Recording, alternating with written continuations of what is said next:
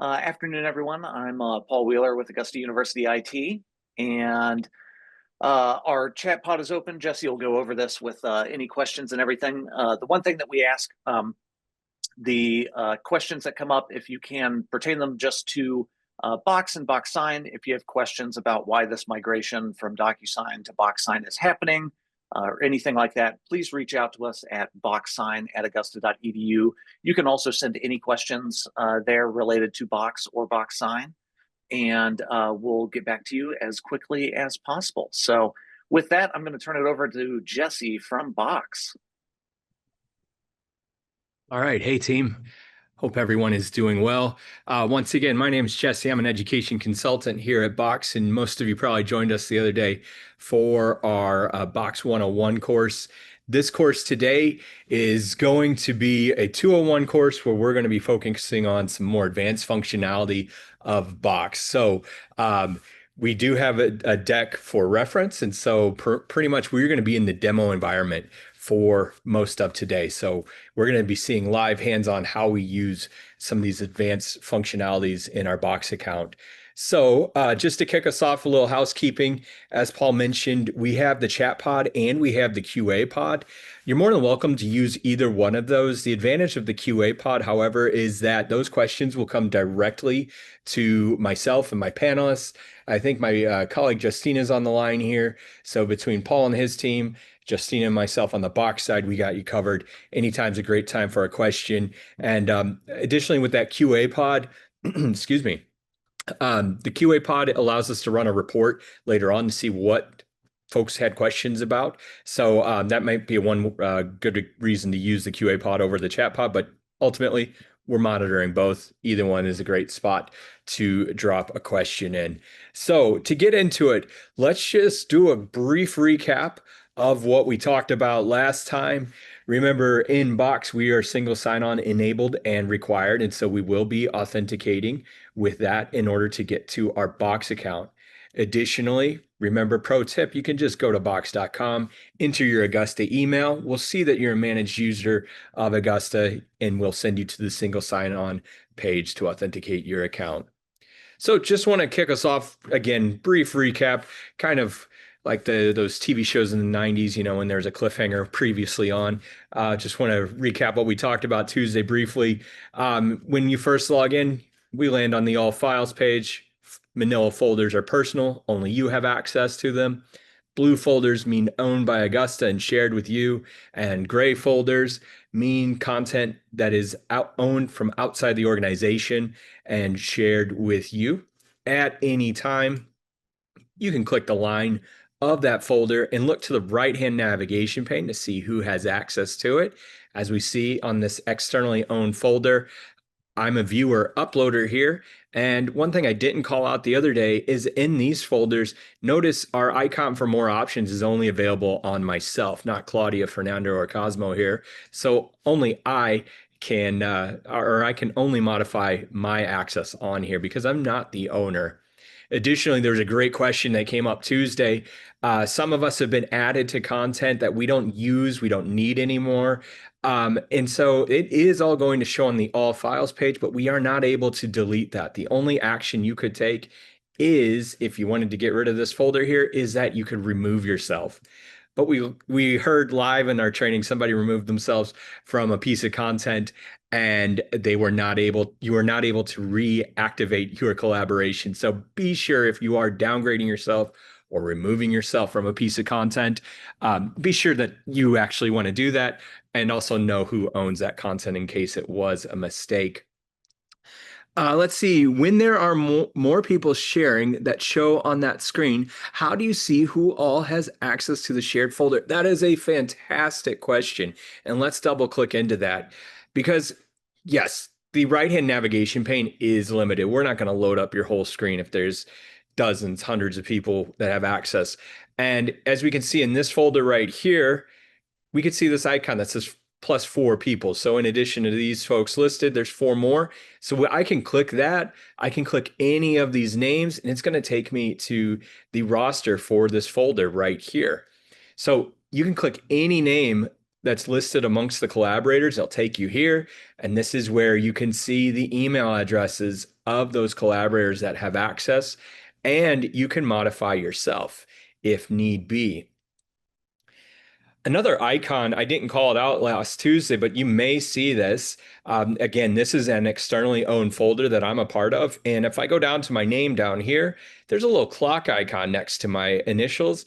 And I hover over this and I can see that my access to this file, or pardon me, this folder expires on the 7th of November. So in case you ever do see that clock icon, that means that the collaboration is set to auto expire. And so, if I need more access than post November 7th, I can always reach out to the admin and ask them if if they can extend me out.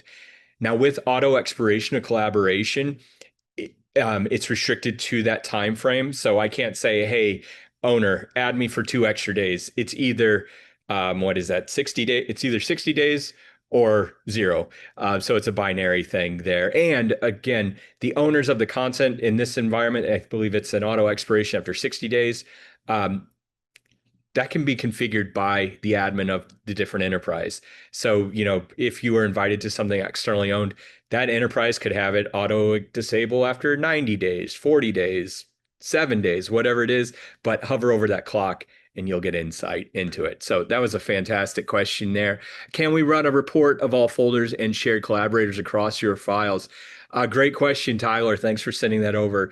You as a managed user cannot, but there are reports accessible to the admin team. So if that's something that you may need information on, reach out, open an IT ticket.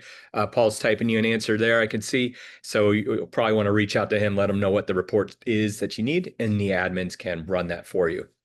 A cool sidebar for the admins is, if you do get a request for a particular report to run, you can run that and you can add the requester as an invited collaborator so that once the report runs, they automatically get it. So it makes your life easier. You set it, leave it. Additionally, the reports can be set up for a regular cadence. So if you need a monthly report, for example, of the folders you own and the collaborators that have access, open up your IT ticket. We can set the report up for what you want the info on, set the cadence, set you as a collaborator. You're in business. You'll get that report without no further action items necessary from the IT team. All right, so again, we got our folder colors here. We got a lot of ways to get content in. We can use the new button to upload content from our machine. We can create brand new content of any of these modes. And then we can also drag and drop. And then again, as we learned the other day, great feature of Box is that if content already exists, we will silo that together, maintain your version history so you don't have any duplicates and ugly annotated files with those timestamps on it. So again, we can work on content by clicking into here. Oops, that's not the folder I wanted to click into. We can come into here and we can click into our folder and we can see the content that we want to work on. To open a file, if you need to work on the file, these are all PDFs, so not a great example. But again, I do want to call it, if you right click a file, you can skip the preview and get to the tool that you want to use to work on said file, along with taking any of these other actions right in here. The one big one I want to call out is the Content Insights, which again, as we stated the other day, Content Insights is a great way to see who has done what with your content. So you don't need to send follow-up emails to see if somebody's reviewed something. You can actually come in here and see what it looks like, or see if they've worked on it, whatever they've done. All right, additionally, to work on or to view the file, you just easily give that file a click, and then we're taken to a preview. And remember, one of the benefits of previewing files in Box is that everybody sees that file as it was intended. And if a collaborator is working on this file and there's any changes made, all people that have this open in a preview will be notified and they can refresh the page to see the latest. If we want to share this file, we can click the shared link icon, and that creates a shared link that is defaulting to people in our company. So that means our colleagues at Augusta University can access this, but we can restrict the access down to invited people or open up access so that logging into Box is not required. Should you choose people with link as your audience, you always do have the option to come into here and require a password, and we have the ability to send an expiration. Now, we touched on it briefly, but we're going to double click and spend a lot of time on it today. And that's talking about BoxSign.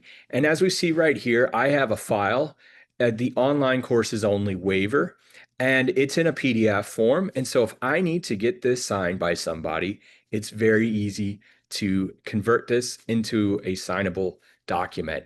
And so what we're going to want to look at from the preview mode, we're going to look for the BoxSign icon. So we're going to talk about a few different ways to create a brand new sign request. And this one right here is from the preview of a file. We can, right now I'm on a PDF, but if I was working on a Word document, a PowerPoint, viewing an image, whatever it is, essentially any visual file format, you can click BoxSign and we will convert it into the BoxSign tool, and then we can get started. Is there a rotate feature? Let me move the QA pod. Is there a rotate feature to rotate a page in a document to view easier? That is a great question.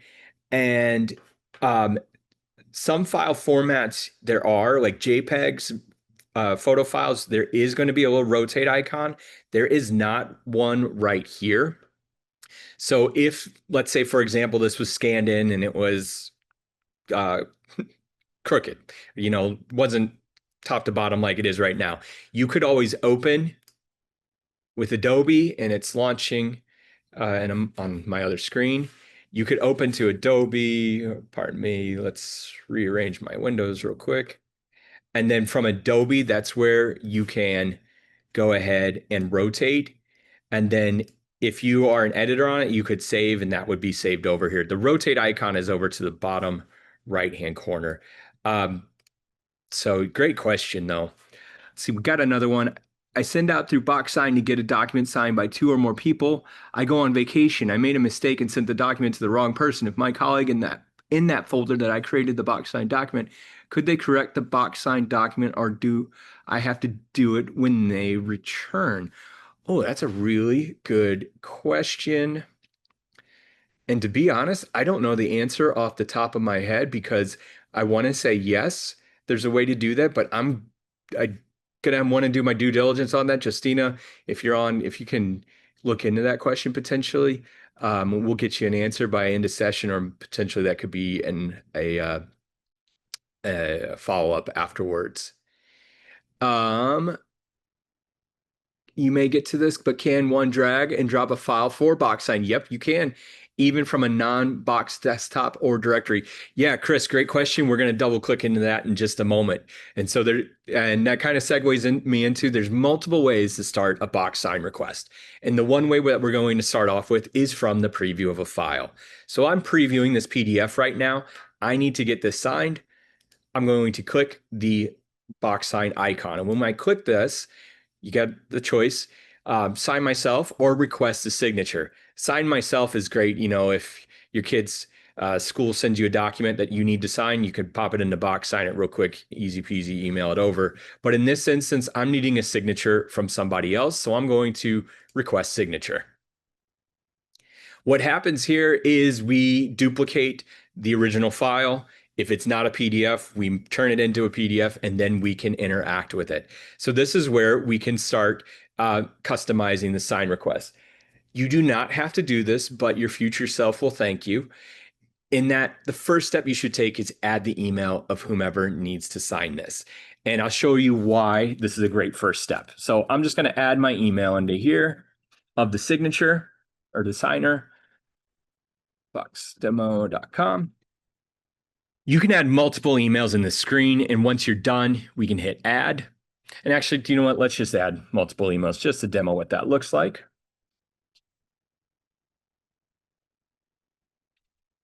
Enter.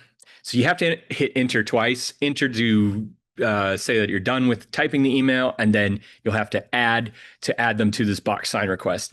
And here's why adding them as your first step is recommended, and that's because all of the parties on this request are color coded, and the fields that you add will automatically be added to the recipients that you added in that first step. So if you did not add the emails right away, and then you have a complex BoxSign request where there's a lot of custom fields you're adding, that means after you've added the fields, you're going to have to come back and individually add who's responsible for those.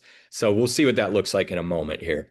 So best practice, add your emails. That's all you need for the recipients. They do not need to have a Box account. All you need is the email address for whomever you need to sign this document. So to get started here, we want to customize these fields, and this is where we can add the text input field. And I'm just going to drag and drop, and we can customize the size to make it look nice. And when I click this field, we can first see who this is assigned to, and that's the email address who I want this to be signed to. You do have granular control in that you could label these, but that would be redundant since we know it's the name field. We're good to go here. So I'm going to add my text inputs.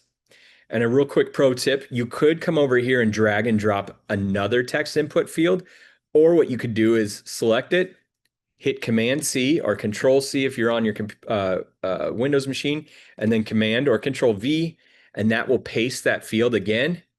And then you could drag and drop this over into here, and you can reorganize it. And again, do that again there. And so now I have these fields, and they are all assigned to the email that is color-coded with blue. We'll put our signature in here. We'll put the date signed. Now I use date signed here, but not date of birth because obviously date signed. This will autofill from whenever the signer signs this document, which is definitely not your birth date. So if we needed another signature, just for example, I'm just going to put that one here. Notice this is blue, but I can click it and then I can change who is responsible for signing here. So let's make my second one be my signer. Now we have this checkbox on this file here, and this is where we can add the custom checkbox field. We can drag and drop that over here, and you can put it here, and then again, assign it to whomever, and we'll just assign it to the first person. And you do have the choice. These items with the asterisks indicate that it is required. And so in this instance, we need to have that confirmation that they are aware of the form to be completed. So I will make that required in this instance. A few things we could do here is we could change the signing order. So if we need this signed by the person in green after the person in blue has signed it, we can choose that. If it doesn't matter, well, one, we can take off the signing order, and that means the request goes out to everybody at the same time, and it doesn't matter who signs first. So in this instance, I'm just going to no signing order on this one. So we have a lot of fields that we can add to this request. Next, this is purely an aesthetic one. If you want to change what the font is in those fields, you can opt into that right here. But here's where we get really important stuff. Next is our saved locations. So where do we want this save file to go to? And right now I have my source folder PDF for my box sign demo, and that is not where I want my signed document to go. So I'm going to give this a click. If you know where you'd like it to go, you can type in the name, or you can navigate to where you would like these to go to. So in this instance, I'm going to navigate into here, and I'm just going to go into my signed contracts folder. That's where I want the output to be saved to. So I'm going to save that. Our next option is to go to email notifications. This is where you can customize what is sent out to the recipient. And this streamlines the whole process. So you do not need to send an email saying, hey, Jim, look out for a sign request, and here's the directions for it. You can do all of that right here. So we're just going to call it, Hewling course waiver, test email, whatever your email you want. And then this is where you can also enable reminders. So again, the other day I told you, let Box be your assistant here. So we can help you with productivity. We can send those automatic reminders out. And then this is our cadence. You can hover over the information to see what that will be. All right, we have even more options by clicking options here. And again, this file defaults to its default name, but if you want to update this, this is where you can do that. So I'm just going to get rid of that annotation there, and I'll just pop my last name into here so I know what is signed. Next, if you're on a tight time crunch, again, on that theme of letting Box be your assistants, where you can set things, leave it, and let Box do the work for you, you can set an expiration. So let's say there is a due date when you need to have this signed and turned into. So let's say they get 5 days. So that means 21st of October, this needs to be done. Finally, this was a pretty simple Box sign request. Not too much in here in the grand scheme of things. You're probably going to have really complicated templates in the future, or Box sign requests in the future, but you can templatize these so that you don't need to manually update all these fields. So I can go ahead and save as a template. And so that's good to go. Another pro tip here is, even though I'm in a sign request and we have the send request right here, if you have a file that you want to have templatized for future use, you can go through this whole process, hit save as template, and then you can close this out without having to sign it. And there you have a pre-made template ready to go. But in this instance, I'm demoing this comprehensively. I do want to send this request out. And so now that I've taken care of all this, I've assigned my fields. Again, the fields are color coded as to whomever needs to sign these. Again, I'm not on these as a signer. We're good to go. I've saved it. I've updated my email, updated the output file name. It's time to send the request. So I'm going to send it out. And then let me open up my email on another screen. While I'm going to look out for that email, it will come out in just a moment. But right now, what's in screen or on screen is my sign dashboard. So we can get to this by clicking the sign icon in the left-hand navigation pane. And this is where we can see a high-level view of all of our requests right here, the ones that we have sent out.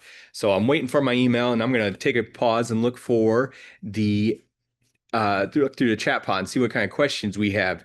Can you use a distro list like from a spreadsheet to auto fill fields in a form, like if I'm sending a user agreement to 50 people? Yes, with an asterisk. To autofill the forms, no. But if you want to batch send something, while we're waiting for my email to come through, I'll call this out. We just made a template. We could see all the templates available to us by clicking templates. And here are all my pre-made templates. And so I think for what you're wanting to do, Michael, you'll want to come to more options and batch send. And here's where you can upload the CSV. Curious what the CSV looks like? Easily click download custom CSV. And I just downloaded this morning, and it is right here. This is what the file, it's very basic, but this is what the CSV looks like. You have your email, phone number, login required, and password. These 2 columns, odds are you're not going to be using those. You'll just need the contact form here. So you can fill this out. Can't recall what the limit is, but I know 50 people is well within the limit. So you can add all those email addresses here, add the CSV file. And just to show you what that looks like real quick, I do have my email on here. We drag and drop that CSV file. It pulls out. Oh yeah, there was a different CSV file I used. So apologies for that one. That one wasn't formatted correctly, but it will pull the emails and then they'll automatically send to you in that instance. All right, I got my email about my signature request. So let's have a look at what the end user will see. And of course, I just opened it and went away. There we go. All right. So this is the email that was received. The recipient sees the name of that file that we customize. That's the header. And then here's the email, the custom message that we have in here with my typo. So the recipient will review the document. Just going to move all this out here. Every recipient will have to first confirm that they accept the terms and conditions. And then again, as you probably noticed in Box, there's no one way of doing anything. There's always multiple ways. You can hit begin, and this will literally hold your digital hand throughout the sign process, or you can click into the fields. And my autocorrect is annoying. And I'm definitely not putting my real birth date. So we'll just say I'm born in 2006. And a real quick thing, notice up here again, Box being your assistant, this little taskbar is showing the status. So it looks like I'm just under 50% through the signature request of what's required. We can come into here, and I was demoing some stuff with one of my favorite reggae artists I was listening to the other day. But what I wanted to call out, let me just, oops, hit this pencil icon. I want to call out some of the options we have here. If you want to draw, you're more than welcome to draw it. Not for me, but you got that option. If you got a steady hand and you want to use your trackpad to draw, you could do that. And we got the choice if you want black, blue, or red. Not the biggest deal in the world. Then we also have our fonts right here. You could type your name in for the signer, and we could choose that again, choose your color. Never met anybody that had one signed to their or pre-saved to their desktop, but if you have one you really like, you're more than welcome to upload. So what I'm trying to share here, very granular, very customizable for the signature that you use in here. I'll just use my type one, adopt, and that's good. And notice the date auto fills right here. We got one final thing to do, and we just got to confirm that.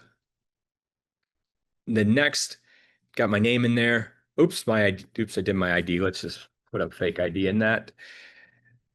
And then sign and finish now that every field is completed. So I can sign, finish, and we are good to go. Let's check out the chat pod, see if we got any questions. How do you pull back up the save template? Yeah, that's a great call out. Let me close this window. The save template under here, under our templates, we'll click more options. And if you need to revise something, you're more than welcome to do that from right here. Additionally, you can see what other template or what other files are in your templates folder from here. In order to customize the template, though, you have to go from the box sign dashboard in order to get to here. So if I choose this one, can edit, we can come into here. Which is a good segue. We're talking about templates. Let's see, if we save a template, can we name the template any way we want? And if so, how? Oh, that's a great question. And I didn't call this out the other day. You could change the name of any of these. We go pro computer tip, hold control or command and click a hyperlink. It'll open it in a new tab. Behind every file and folder in Box is going to be a little pencil icon that pops up. So if you want to click into here, you can revise that name and it'll take immediate effect. We can come back to our templates and I'll refresh the page. And there it is. It's already reflected. So again, go to the folder, hit the pencil icon, update that name as you'd like. We answered that live. If I'm sending multiple reports for review with a cover sheet of a list of these reports, is there a limit of how many I can send? Sharon, we might need to double click into that during the QA portion because I might need some more information. So let's, during the Q&A at the end, let's hop back into that question. So remind me. Thanks for sending that one over. All right, so I want to talk about using the template. So I can edit the template from here, but if I want to use a templated file, so let's just choose this one. And there's a reason I'm choosing this one is because this form was interesting because this is a form that somebody needs to fill out. And additionally on this form, I noticed there's two different signatures that are needed. The person that is sending this, putting this request in is not a signer. They just need to supply this information. And so with this form, what I did is I added those check boxes in here. And again, we could see these with the asterisk are required. These up here are options, so you don't need to choose all these because what in this form, the person filling it out needs to check whether these are students or AU employees, etc. Now, a thing that I want to call out here is when I templatized this, there was an email that was placed into here when I first made this. But because we saved this as a template, that email address was removed and replaced with a placeholder. On this file, we need somebody to fill out the form, and then we have two people that need to sign this. So again, Box is being our assistant right here. We do not want to create the signature request and it's already on the table for the signers, but it isn't filled out. And so in this instance, I chose a signing order where the person filling out the form is number one. So they need to take care of all this and fill out the form. Once they are done, and again, they have that taskbar up top giving them the progress, they sign and complete. When they're done, then it moves on to these two people right here. Unfortunately, there isn't a way to retain the email addresses. So for example, in this one, we need Dr. Tomova signature, and then we need the dean our VP signature. There's not a way to have it so that they are always on this file as a signer. So we just have the placeholder. And what we'll do here, add recipient. Again, we just pop this in there. Unit box demo.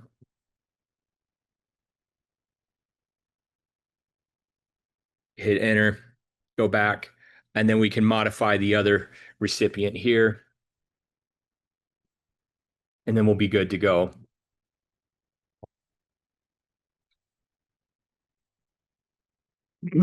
So now this file, all I need to do is update the emails. We'll update the email of the requester.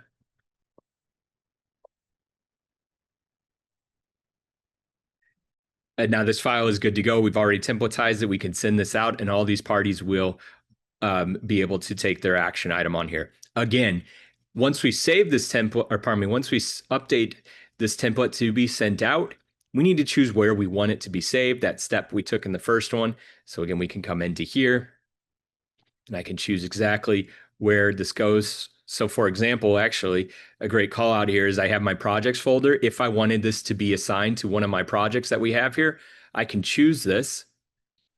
It'll be in that folder. And then again, we can rename it, customize our email, customize the name of this. And if you're wondering why Williams F1 is here, I'm in Austin, Texas. Formula One's in here, and right outside my office is the Williams fan zone. So I guess it's just in my mind right now. So we're good to go. We could send this request out. And now once this is signed, all these documents, again, they go out to the ones that need to take the action item on them. And then this will be finalized into that folder. A brand new folder will be created. So let's check out. Can multiple users use the same template? And when they save it, does it replace the original or will it save a duplicate copy? So you can all use the same template. Now, if you have editor access to the folder for where the template is saved, you can revise it from here. So in this instance, I have access to this template folder. So I can come into here. If I added somebody as a collaborator that doesn't have editor access, they will not be able to edit the request. If you have a document that needs to go to multiple people, but not everyone is a signer, how would we do that? Oh, that is an awesome question. So let's just take one of my templates that we have here. I'll take a template. And again, this template, we have one person here that's a signer, but if I want to add another person, and just to pull the curtain back a little bit, if you're wondering why is every email J Hewling plus a word at Box Demo? Box Demo is our testing domain that we use here at Box, and we use Google for our email. And if you put plus and word, a number, whatever behind your email address, J Hewling in my instance, it creates an alias. So even though it's a unique email, it all comes to my inbox. So maybe TMI, but if you're wondering why I'm using that all the time. So anyway, add the email here. And then from the recipient, we got them added to the sign request. We can hit more options here. And this is where, sorry, the question just left. I can't remember who asked it. This is where you can choose what that recipient's action item is. So if you need somebody to just get a copy, boom, you're done.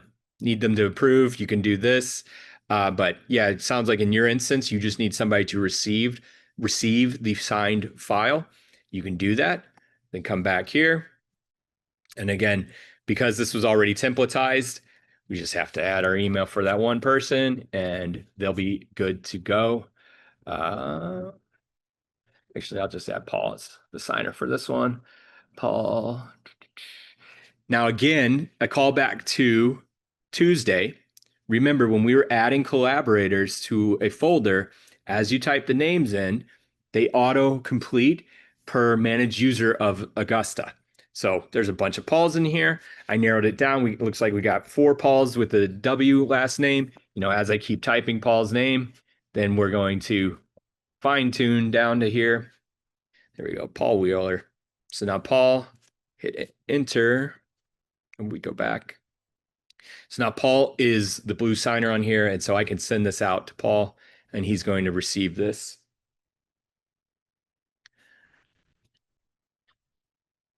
Can you show us the question you are answering? I'm mostly following, but I missed the question. Oh, I'm sorry about that. Yeah, I'm trying to. Let's see. Just double clicking. Oh, great call out, Christy. I just want to make sure everybody hears this. Just a reminder, for research purposes, black and blue are the only colors allowed. Yeah, and to be honest, after 6.5 years, I don't think I've ever changed the color on a sign request. But great call out, black and blue. Another question. Did you say we must convert any document into a PDF before it can be signed? No, that is an awesome question there, and I'm so glad you asked that. No, let's explore that real quick. The file format just has to be a visual format. So what I mean by that is like, if I send you a demo I recorded in my garage, I cannot convert that to a box sign request because it's audio. Same with a video. But if I come into here, we can come into my dog pictures. I got some dog pictures right here. If I want a sign request on this picture of Louie, I can hit box sign. It's a visual thing. Request signature. Can type in Paul's name. He's going to be a signer on this. Oops, Paul Wheeler. So Paul's on this, and I can, hey, Paul, can you sign and let me know that you saw this great picture of my dog? So I can do that, and this signature request can go out the door, and Paul's going to receive it. So you do not need to manually make it the item a PDF. That's part of the box sign process, is that when you hit the box sign icon, we convert it to a PDF for you so you can do this. Another thing, if I could put it in reverse real quick, we showed how we can create a brand new signature request from the preview of a file. But if you'd like, you can click request signature and you can come to a blank tableau right here. And this is where you can hit the plus sign and you can choose something from Box. This is a little bit more of a cumbersome thing to do, because why would you do this when you could just be at the preview of the file first and then click the box sign icons? But you could, if you'd like, navigate to whatever you want and then, choose this contract, and you could start your signature request here. Or what you can do is upload a file. And if the file is on your machine, you can do that right here. And we will upload that, convert it to a PDF, and then you can get started. Great question. This question may have come up, but does Approver allow for folks to initial off before another actually signs? So if you need to initial, that's essentially a signer. So it kind of gets into the weeds there of our terminology, because we do have Approver. But if you just need somebody to initial something, you could, for example, let's just add a few recipients here. So I'm going to add +1 box demo.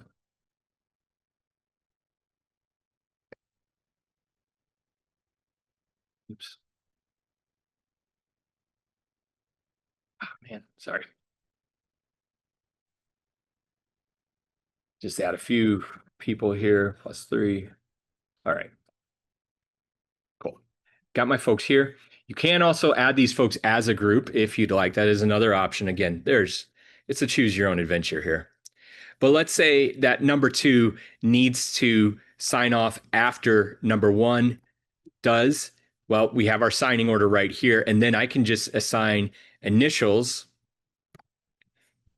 and this goes to number 2. And then after number 1 does their part, whatever it is, you can have it here. You can also, one thing I didn't call out here, you can have an attachment field where if somebody needs to sign something and then provide a file, you can opt into this as well. And again, this is where the color codes are great.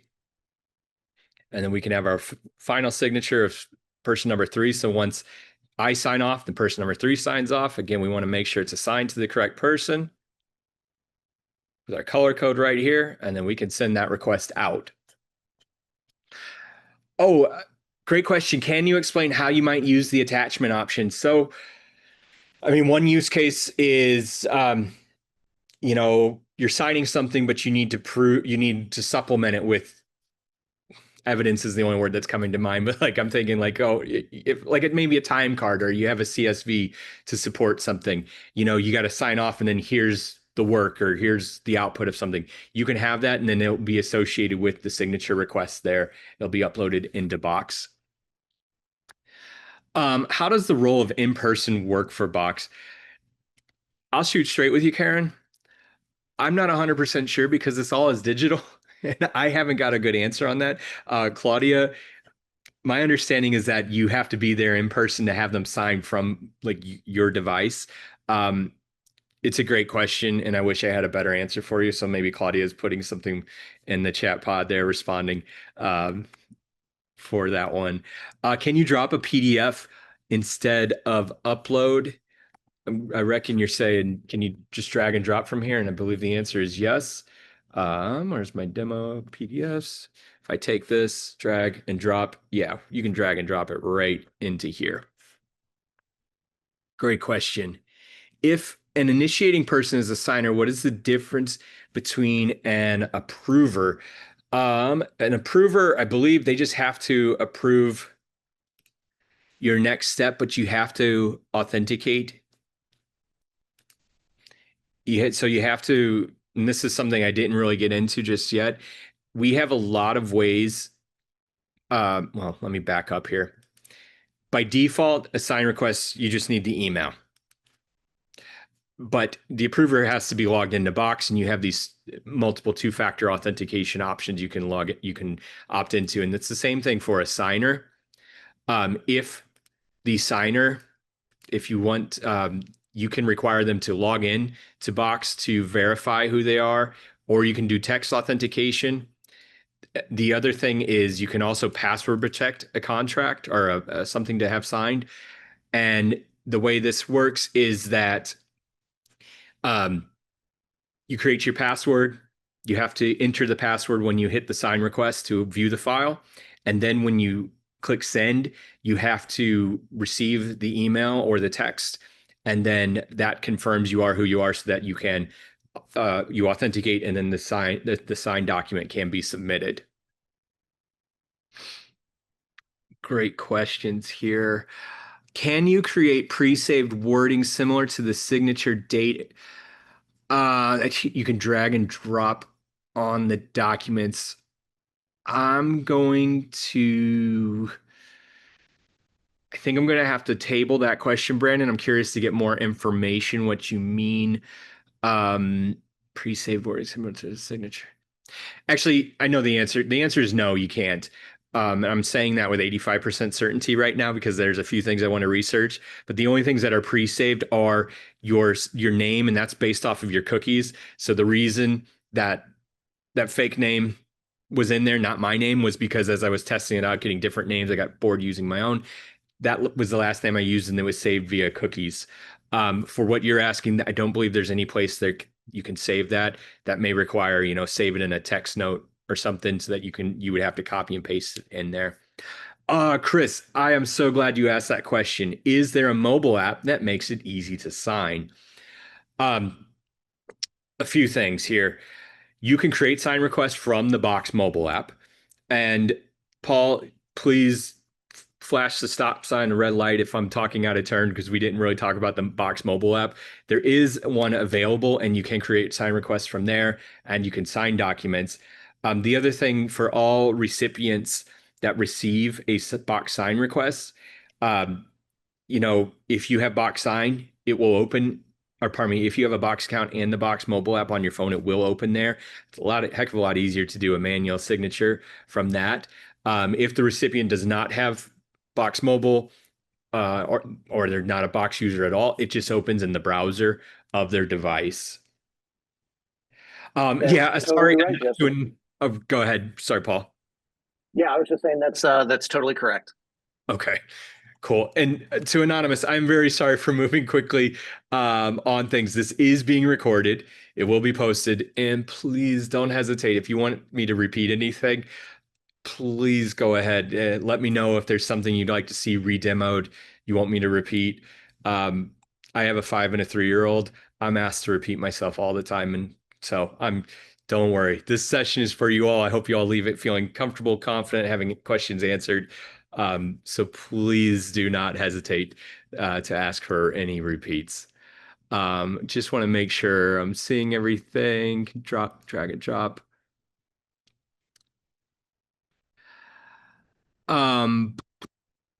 So Morgan, to your question, are we able to set up templates with various already inputted signers and options to enter signers in certain blanks like we do now? And this is first off, I'm going to preface my statement with, as I said the other day, Tuesday, Boxes in this, there's a lot of updates coming, a lot of changes coming in down the pipeline. Like one thing, we're not going to get into it. There's logic that is added to the sign where, if or statements, that's very advanced. We may touch that in the 301. But right now, to your question, when you templatize something, if there are 3 people that need to sign this document, and they need to sign this document every time, at the moment, when you templatize, you add those 3 people in their emails. Then when you hit set as template, those email addresses are replaced with a placeholder. So that means for future times, you need to have it signed. Even though it's the same 3 stakeholders that have to sign it, you will need to add their email each time. However, the placeholder will be there, and all the fields will be there, so you don't have to go and add all of those every time. Just want to make sure we're hitting. You may have answered this already, but are you able to make corrections? Oh, great question. All right, so let's double click into some action items you can take once you have sent a request out. As we see here on the dashboard, this is my overall status of various requests that I've sent out. We can see things that are completed, things that are in progress right now, and then ones that have been declined, because the recipients, they do have that option to decline for whatever reason. If there's a typo on it, they don't want to sign it, they can decline. You'll be notified. You can see the status here. For requests that are still in progress, you can always hit more options and you can revise your request. So when you revise this request, you can come into here, you can add more recipients, you can modify the role. So if you had somebody get copied, but then you're like, oh, actually, they need them to be a signer, you can update that. Also, if you want to, after you sent it out, modify the security requirements, you can come and do that as well. So to your question, as long as the request is still in progress, you can modify. Additionally, if you create a request, sent it out, and you realize that was a really good document for a signature, I'm going to use it more often, you can come here and you can always hit save as template later on. To answer live, are we able to set up templates with various already input signers? We answered that. Make corrections afterwards. If I need the dean to sign 10 separate documents that are the same, like 10 COI forms from 10 different people, can you drop and drag or upload 10 separate documents with one email to the dean for signature? or will we have to set up 10 emails to the dean? Yeah, you're going to have every one of those signed. As far as batch send right now, our only option or for batch signatures is to go to your template and we can batch send to multiple signers. So yeah, we can't just send one and they sign once and it's adopted to all of those files that need a signature. Having said that, that isn't the first time I've heard of that feature request, and going to definitely make a note of that as a post-training item to research to see if there's any updates on or if that's in the pipeline. A few other things to call out here. If you can create a ready sign link. So if there's a file that it's already been templatized and you just want to, let's say, embed this into a newsletter, your email, whatever it is, you can create a ready sign link. So it creates a unique URL. And then what happens here is when somebody clicks on that link, it takes them to the document. And the first step is they'll need to update their email for where they will be receiving the signed document. And then this is a two-factor authentication that will include a code. They need to confirm it here, or if they go to their email, they can click the email they received and it'll take them to the signature, and then they'll be able to sign the fields as requested. Real quick, I see the time. I just want to call out what happens post file being signed. From our sign dashboard, we can see the details of this completed signature request. And here we can click the link and that will take us to our signed document. And then the signed document, we can see the output. A brand new folder has been created for that signature request. And so in addition to the signed file, we'll have the signed log. This is accessible to you. The recipients also receive links. They receive an email, or the signer, they received an email of the signed document that links them to this. I believe there is an auto expiration on that shared link. I believe it's 2 weeks, but they still have it for accessibility. And in this is just the fine print of that signature request. So everything is in here. All right, time's getting short, and I want to make sure we get all the questions answered. Let's see. Is there a way to combine the signature log to the signed document so that it can be one document and not two? Absolutely. Not a great answer for you, Josh, but if you download both of these files, you can put it into Adobe and combine the PDFs. So there's not a native way in Box to combine them, but with a little magic on your machine, you can do that. Let's see. I'm going to go to... if we create templates, can we share them with the rest of our team? Yeah, absolutely. As long as they have access to the folder for where the template is saved, it will show in their templates on the BoxSign dashboard. Are you able to have someone receive a copy first so they can track who is pending signature? We do this currently in DocuSign, and it is very helpful. Oh, that is a really good question. I don't know the answer to that question off the top of my head, but that's going to be an action item, and we will have a final answer for you at the next delivery of this training session. So actually, I want to take a quick pause. Thanks for sending all these questions, because any of these questions that I'm not 100% on, we are documenting them. We're going to do our due diligence, and we can address them in our next session. And we'll have written answers that Paul will be able to share with the team on everything. We answered that one. When the final document saves, can it also have the audit log attached? Yeah, to your question, they're going to be two separate documents. You can manually combine those in Adobe. Do you get any sort of notification after your agreement has been signed? Yes, you will receive an email. If you send it out, you receive an email, and then let me see. No, so we're not going to get a notification in here of the status of your signature request, but you will receive an email letting you know, and you can come to your dashboard. And I didn't call this out. You can search your dashboard. If you know the recipient, you can type their name in here. And then you can filter by status. So if I want to see who's all declined me, there's been 2 right there. That was a great question, Elizabeth. Thank you for asking that one. Is there a way to mark out or strike through a text on a document? Oh, that is a great question. Let me just set it. No, there is not. To scratch out, you're going to have to open the source file. This is a PDF, you can't edit it. You'll have to, like, if you have a Word document, you can open up the source and then retemplatize it. So that's a great question. Great idea to share with pulse.box.com. For future releases, being able to automatically share the audit log attached with the signed doc would be helpful.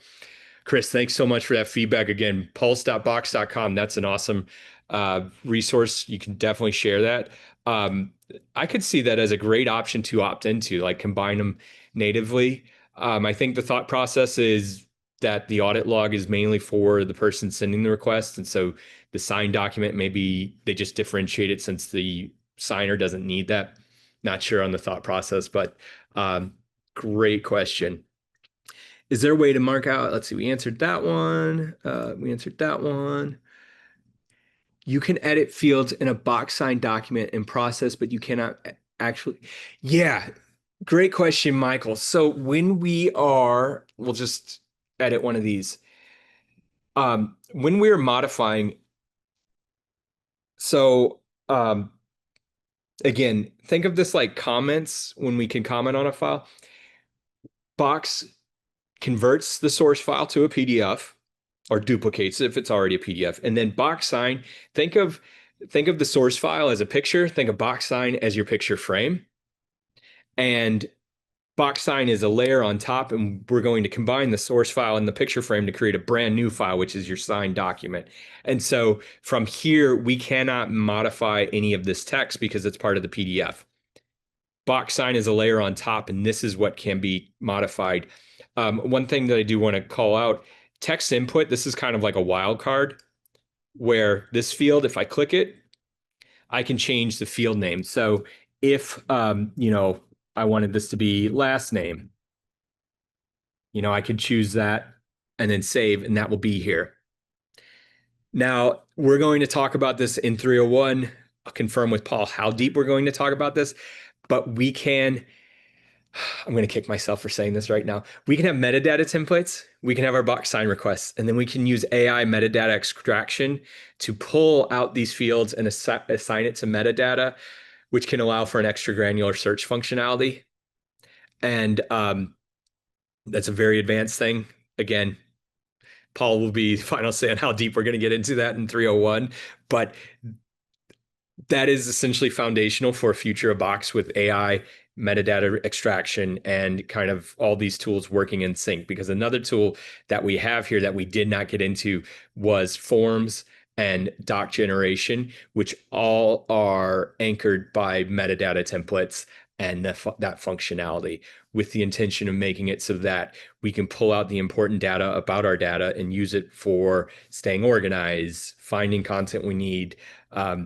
And yeah, I'm going to hit the brakes because I can go on a tangent about all of that functionality. And yeah. All right. Let's check out some other questions. When I route a document for signature, it duplicates the document so that I have 2 copies. Can we stop this function so that I only have 1 file? Can we get rid of the signing log once signed? It just takes up unnecessary space.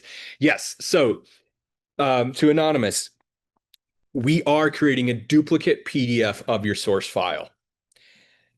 And that's what is being sent out. We're attaching the box sign layer to it, and that's what's being signed out. So the signer signs on the box sign layer. The output then is your signed file and your signing log. You are more than welcome to delete whatever you'd like. If you don't want the signing log, you're more than welcome to delete it. Another thing that I did not get to is we have relays where a signed document can be a trigger for a relay that starts a whole nother process. Join us for 301. We'll talk about that. So yes, to your point, TLDR, yes, we are creating a duplicate. If you no longer need that source file, you're more than welcome to delete that. There's a lot of things that we can do with that signed document to automate some processes. So there's some homework for you all. Think about these. Well, I'll tell you this. We have a tool called Relay, and it automates processes that are repeatable. So your homework assignment is think about those monotonous things that you do over and over and over that take little brain work, just time. And we'll talk about what we can automate so that we can get you more time in your day and we can take care of those little tasks that are just tedious. And they can be triggered by things such as creating a folder, a signed document being uploaded, and that can trigger actions such as adding collaborators, moving folders, copying files, a lot of things. So in your Box account, there's a little relay button right here. Give that a click. Have fun. Look at the library and see what you can automate. And we can talk about that in 301.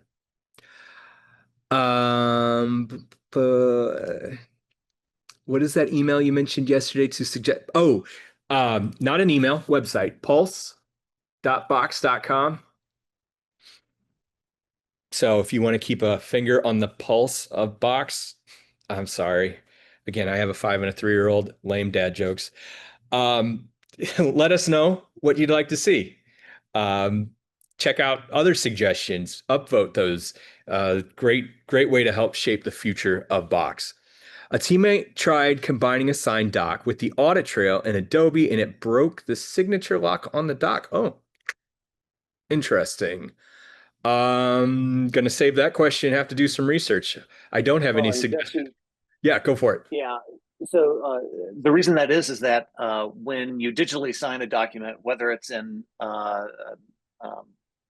DocuSign, BoxSign, Adobe Sign, that finished document is cryptographically stamped, so that any modification of that document breaks that signing authority. So that if anything has to be legally proven, nobody could take a signed document and change some of the text in there after it's been digitally signed. So I think the best thing for this audit trail to be attached is, like Jesse said, that pulse.box.com. It's one of my favorite sites. I go on there once a week, once every 2 weeks, to look at these new ideas and upvote them, because Box has been great at looking at these and adding these new features in, because I think that would be a great one on there. Yeah, 100% agree.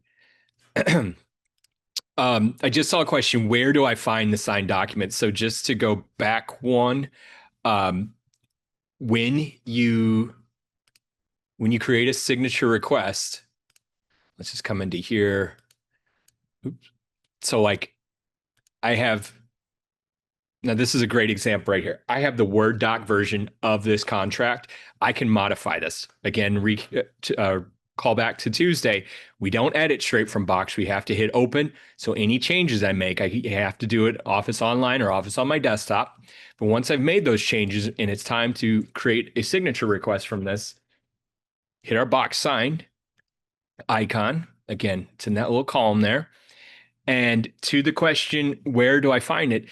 By default, we are going to put that signed document in the folder for which the source file lives. So that's my ACL. So if I want this to go somewhere else, I can call that out.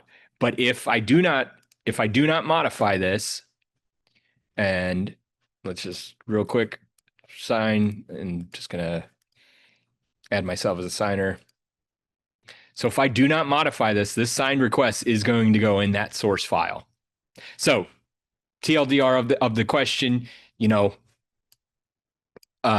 where is the signed document? If you did not change where it goes, it will just be where the original was. So if I come here, I go back into my projects folder right here. What did I just sign? Was that Ohana? Oh, today, ACL, right here. So there is the signing log. There's my contract right here, the signed document. And again, I can hover over to get a preview of this. Also, documents that are signed, look out for this icon right here. So this little icon tells you that that is a signed contract. So I can take this and move it. Real quick, maybe a teaser for our 301, just to show you what a relay looks like. I can create a brand new folder. I have a relay in this folder. I'm just going to create this, and my relay, I create that root folder. Notice it's personal right now, but in the background, it is creating subfolders, dynamically renaming them. And if I refresh the page, I have this set up so that Paul was automatically added as a viewer uploader. So as you all just saw me, I created one root folder, Box Relay did the rest. And so in this instance, I copied files that I may need for the project. I created the workspace, and now I can add the collaborators I need to interact with here. The folks that are internal, I created an internal workspace and an external spot so we can all work together. So that's just a quick teaser from what a relay can do. I took one action in the old days. I had to create all that myself. All right. Can you download the completed signed document? Yeah, you can download that. Oops, let's see. New ones. I want to come to another training here. Yeah, we're going to have another 201 course, which, yeah, same content, but you guys gave me some great questions to research. So I'm going to come back with more information. Those questions where I was 80 to 90% sure of, I'm going to come back 100%, since you can't be more than 100% sure. And we're going to double click into more things. So, we'll get wild here. We got 286 folks. And I hope I don't regret saying this, but if anybody would like to come off mute, you're more than welcome to hit the raise hand emoji. We are in a Zoom webinar. You don't have access to a microphone. And if you hit the raise hand emoji to share context about any asks, want to see anything redemo, we can pass the microphone off to you. So I'm just going to throw that option out there. You all have been doing a great job dropping questions in the chat pod. May have missed it, but can a signer add a comment to a document they are signing like they can in DocuSign? No, so they cannot. So again, this is the recipient view of a file. But what you can do, no with an asterisk, Jennifer. What you can do is notice these are just text file or text fields that I added here. You can, if you would like, you could add a text field to the request for comments. So the reason I said no is my brain went to the native comment functionality that we have here. So if you'd like to add a comment section, we come into here. We have this form, if I want to request signature, this text input field right here, this is a wildcard where the default says text input. But if you want to call this comments, you can do that. And then you can let people drop their comments in there. So I'm going to change my answer from no with an asterisk to absolutely, but you have to add the custom field. And then it would behoove you to customize the label and let them know that that's where they can drop comments off. Great question. All right. How do we sign up for 301? Yep. Great. Paul dropped the link there.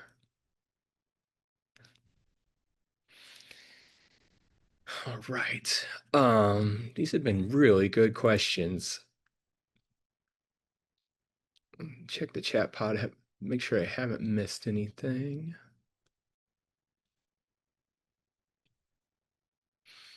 Yeah, and if you have any questions that come up post-session, please send those to that email, boxsign@augusta.edu. Paul will be sharing those with me. And again, that will help shape the next delivery of this. And you are more than welcome to join us, even though same content, it'll be refined to address these questions. And then 301, yeah, we're going to get into some really more complex things here. I see a raised hand. Erica. Oh, man. I feel, oh, there we go. Wait, I think I see a microphone next to you. Hello? Yeah, we hear you. Great. Okay. So I may have missed it because I came in late, but All good. I've been trying to play around with it as you're doing the training, and I've been, sending documents to myself to kind of Yeah. see what it looks on the other end. But I'm having trouble with like the placement of the boxes because when, I go to sign after it sends out, they're just like on top of each other or not like on the line, and I seem to be limited on the size that I can make the box. Is there? So yeah, there is a little wiggle room in here. So when you click a field, there's a little icon down here, that little arrow going down left to right, and you can like extend it out like that. And then you can also, let's see, you should be able to, this one might not be a good example, because you should be able to come to the south side of your box and then shrink it down like this. Um, So it is, I will admit, it is a little finicky sometimes, but click when you're creating your sign request, click the field, look for this icon. This can go this way. So that can get that pretty doggone small. And then you want to overlap here. And then you do have these guidelines right here so that if you want something lined up completely, Mhm. you can look for those. Um, Again, this is going to just be in the creation. Once you send the signature request off, um, it's sent. So, if I come into here, what was that? My online waiver, so if I use this template, then just assign, there we go. Like if I just assign this to myself, there, placeholder one.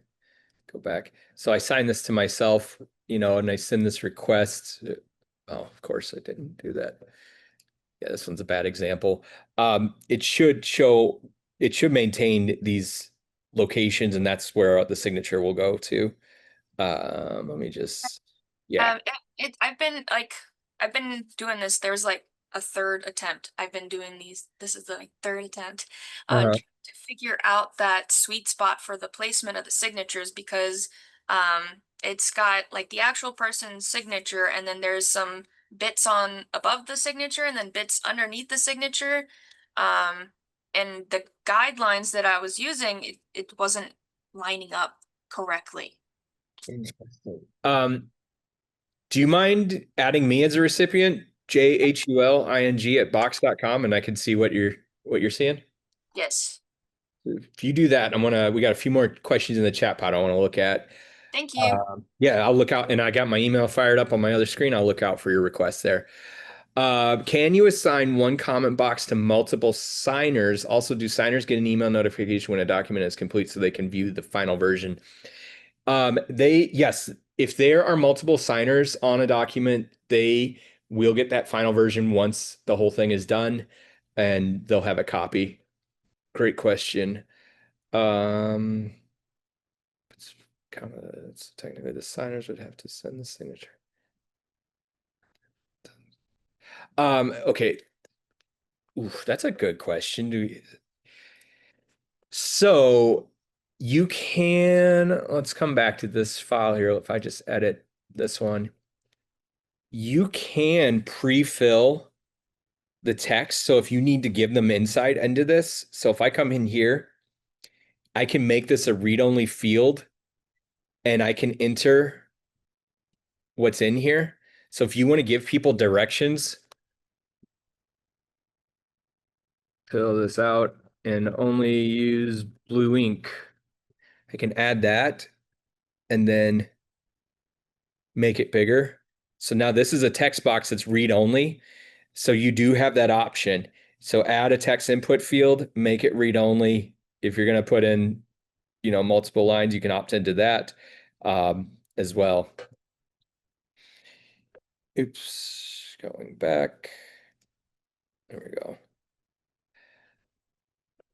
It's a great question. Same thing happened to me on a withdrawal form. We have that feature. Yeah, when it comes to navigating, the best we have are the lines right here, our grid, so that you can line that up, and then it should, when you send it out, should be a line there. So I'd like to see what you're seeing there with those issues. Okay. Answered live. Answered live.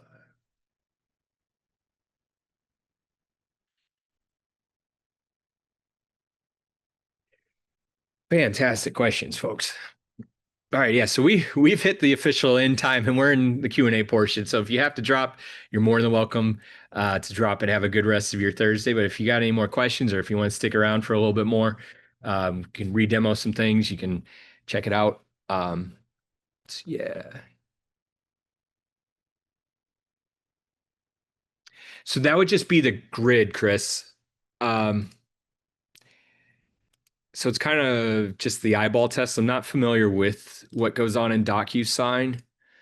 So, again, here, you can right click a file and go right to your box sign. So if I need to sign this myself.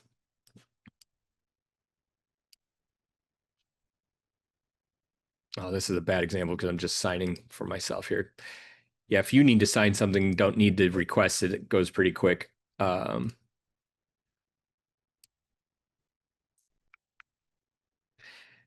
Is there a timestamp option? So the timestamp, pardon me, oops, that's not what I wanted. Delete it.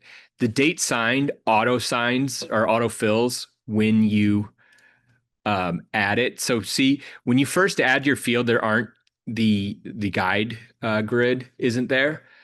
But then, so you drop it on and then you click your field and then you can move it. And so if I want all these in a perfectly straight line, you got the grid, but it is an eyeball test there. When using a comment text box, can the box comment be deleted before forwarding? No. So here's if you're using that strategy I showed earlier of adding the general text input field and updating it to say comments, that is on the box sign layer of the file, and so that'll be part of the output.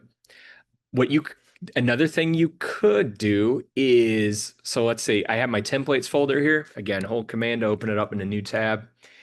I have these templates. If I wanted to come into one of these templated folders or files, pardon me. Let's see, I believe it's this one or one of these. You could leave a comment on here because, again, see, these are just, when you go straight to the folder and look at the file, you're just seeing the PDF. You're not seeing the box sign. You only see the box sign fields when you're in the box sign dashboard for it. You could add a comment here. So, for example, if I wanted to highlight a section of text, I could come into here, at mention somebody. I'm just going to at mention myself and just, and now by leaving this comment on here, the recipient, myself in this case, they receive the notification. This is not in the box sign world. So if there is a templated file that you internally want to revise the source file, you can leave comments directly on it from Box. Not sure if that fully answers the question, but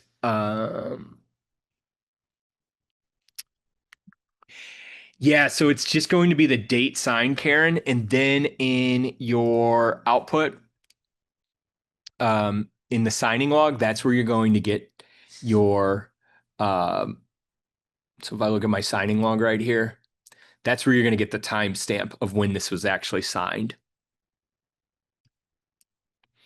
And a little thing, I reckon, not the biggest deal in the world, but it could be important in your signing log. Since you all are on Eastern time, your admin team has configured it.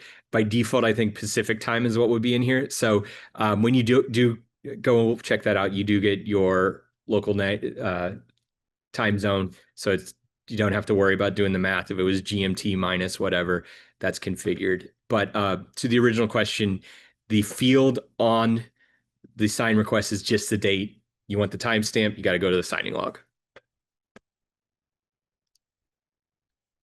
It's a really good question, and another great opportunity to check out Box or Pulse. Excuse me, talking for an hour, losing my tongue.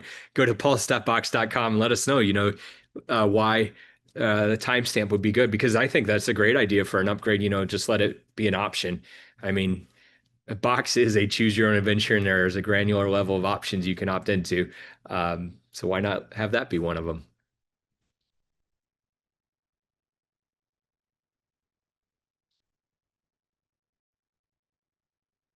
Yeah, that's a great call out, Paul. When you first start using BoxSign, there will be a brand new signed document folder that is created automatically. And in there, even though you articulate where you want that to go, there's also a duplicate folder that is created that has everything in there. And so this has the signed doc. And actually, hey, I'm really sorry. Do you know what? Everything I said about the timestamp, that timestamp is on there. I'm looking right now.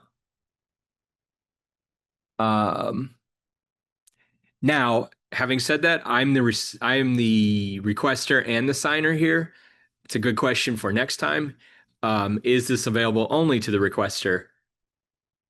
But I don't believe it is. I think the signature is visible to everybody and the time's in there.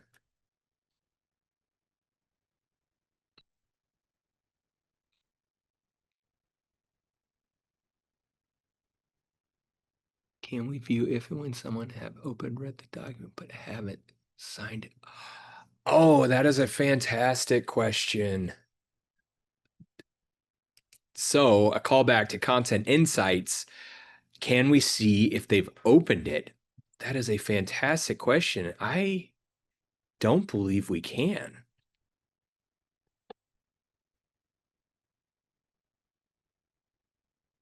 Yeah, that is a really good question, and let's document that. I don't believe they can, because it's not beholden to the same strategy as of Content Insights. But yeah, that's one where I'm 85% sure on, and let me round it up to 100 with some research before our next session. I didn't call this out, but in addition to revising the request, you can always cancel that request or delete it, whatever you want. So it's not done until it's actually done.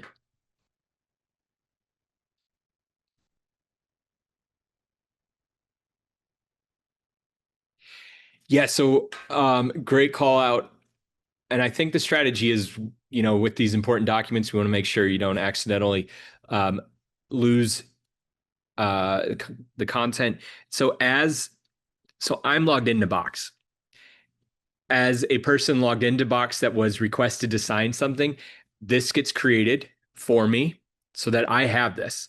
So if I was to ask you all to sign something and you're logged into your Box account, you sign it, you'll get the folder of that signature, or you'll have a root level My Signed Documents folder in your Box account, and inside of it will be a folder for every signature request that you have completed.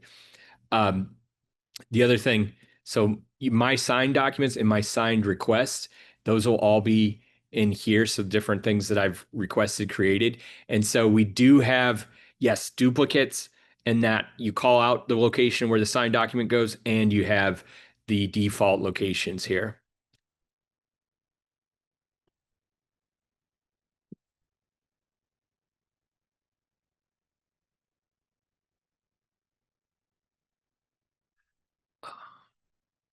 Mary Catherine, thank you so much for the kind words, and thanks for joining us.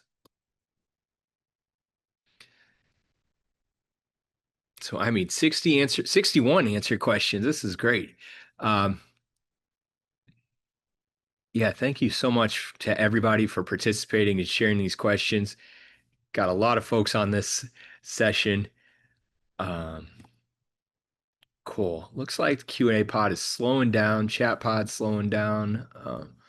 Going to take a real quick pause for the cause and just see if I missed anything. But the actual signature or initial is incredibly small compared to the box.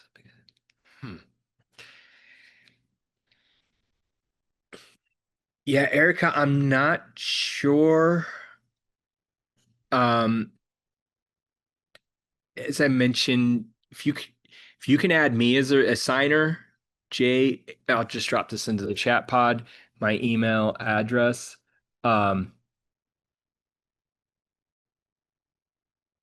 That is my email address. So to be honest, if you're playing around in box sign, you're running into an issue, kind of like what Erica's doing. If you want another set of eyeballs on this, you want to test it out that it's working, you're more than welcome to put me on any sign requests, as long as like you're not tricking me and you're making me sign over my life savings or anything. But I'd be more than happy to look at what comes up, help you out at all. Yeah, I'm really curious what you're seeing, Erica. Worst case, we need to open an IT ticket with Paul and his team. Best case, we can resolve this pretty quickly. But yeah, I guess to summarize or wrap up my portion, we're here to help you. Huge thank you to everybody for joining this session, and please do not hesitate at all to reach out. You have your internal Augusta resources. I just dropped my email there. You're more than welcome to shoot me a message, and we'll go from there. I see a raised hand, or was that an accidental raised hand? Okay. Like it just dropped. But thank you so very much, Jesse. This, I thought our Box 101 training had a lot of questions. This one blew it out of the water. Yeah. So I'm so happy that we had so much participation, not just by how many people joined, but the number of questions and comments that we had. Yeah. And really appreciate all of this. We will be sending out a feedback survey as well to everybody. But once again, if you have any questions in the meantime, please email boxsign@augusta.edu and we'll answer your questions as quickly as possible. These trainings are all recorded and will be up within 24 to 48 hours after this on our www.augusta.edu/e-signature. And that's also in the enterprise-wide emails that we've been sending out about all of this. So thank you all again for joining and participating. Hope you have a wonderful rest of the afternoon. And you're more than welcome to sign up for the next trainings. Y'all have a great day. Sounds good. Take care, folks.